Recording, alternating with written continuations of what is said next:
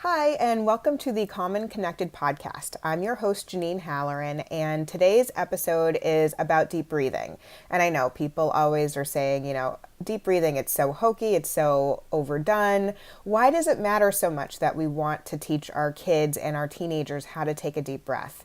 It's because it really has to do with our autonomic nervous system and helping our body get out of fight, flight, or freeze and back down to rest and digest. So it's kind of like a body hack. It helps your body know it's time to relax. It's time to calm down. It's the first thing you can do when you are having those overwhelming big feelings, or when your kids are having overwhelming big feelings, for them to be able to relax and start to make more rational choices, make better decisions, and work on decision making, work on problem solving. When you're in fight, flight, or freeze, you can't do those things. But when you're heading back down to rest and digest, that's when you'll be able to use your prefrontal cortex. That's when your thinking brain can come back online. When your emotional brain is in charge, you can't do those things. So it's really important to take those deep breaths to help your thinking brain get back online.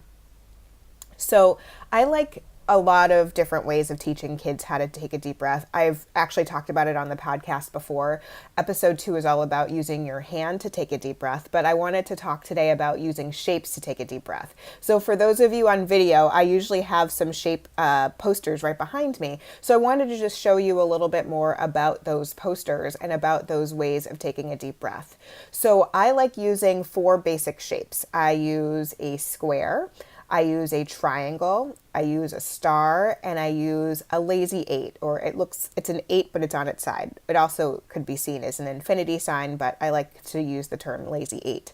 So I like using these because it's a great structure for teaching kids how to take a deep breath without the hyperventilating that sometimes happens when you try and tell a child to take a deep breath, or without the taking a deep breath in and having a kid hold it, and then they don't remember to breathe out, so they start to turn blue.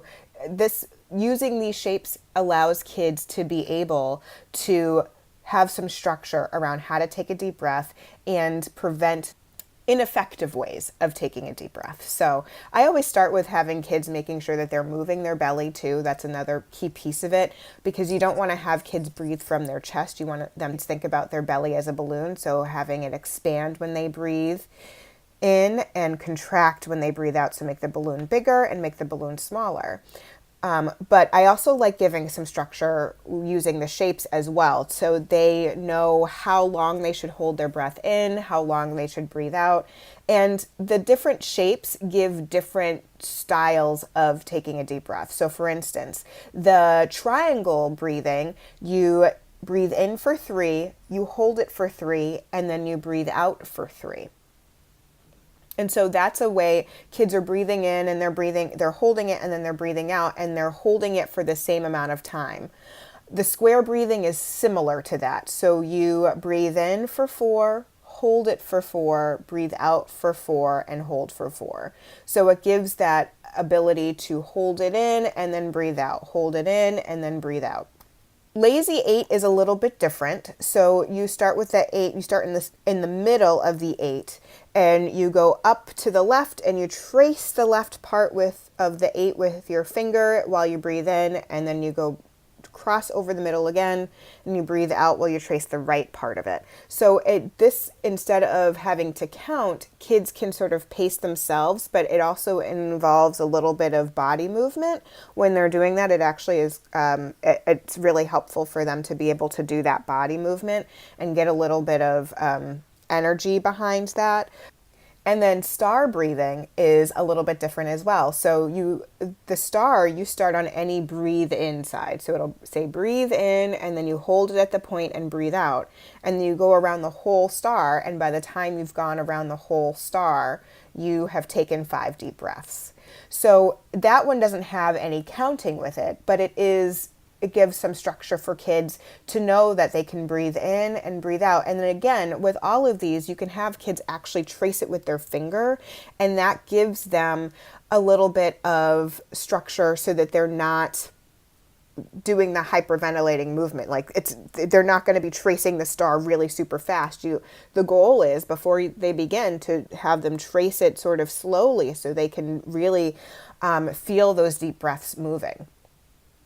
The goal is to help children learn how to take deep breaths on their own, and these shapes are a really great place to start. So you can work with them for the first few times and have them work with you together to take a deep breath using the shape, and they can trace it. But then eventually you want them to be able to use it on their own, where they can go to a calm down space, a calm down corner, and they can trace it. Or if they have a small version on their desk, that they can trace it, and it helps them to be able to take those deep breaths in a structured, kind of playful way. If you want more resources on deep breathing, I have a whole page on my website all about deep breathing. So if you go to copingskillsforkids.com and you look at resources, if you click on that, there's a whole, at the drop down menu, there's a whole page all about the different ways that you can take a deep breath. It's really nice to give kids the variety and to give them some different ways. Whatever will work for them is what is the most important way. Whatever works for them really is the thing that they should be using. If they really enjoy bunny breathing, great, then have them do bunny breathing. If they really enjoy bumblebee breathing, if they really enjoy visualization when it comes to breathing in blue skies, breathing out gray skies, those are just some ideas that are on the website under resources. So if you want to just go ahead and check that out, that'd be great. We also have these 4 shapes available. The 4 shapes that I mentioned, we have them available as free printables. So we have what I call the original version, which is really simple shapes. So, even teenagers are kind of cool with it because it's very simple and it's not a lot of illustrations. But if you want a little bit more beautifully illustrated ones, then you can go with the playful versions. Younger kids tend to seem to really gravitate towards that one as well.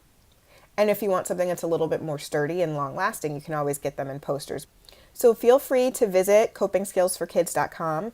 If you enjoy this podcast, please feel free to subscribe and share with your friends and let other people know about us. And it really would help us if you rated us and reviewed it. It really helps us get found by others as well. And one last thing, don't forget about you. Take a few minutes for yourself. Find some time for yourself. Don't forget to play and have fun. Have a great day, everybody.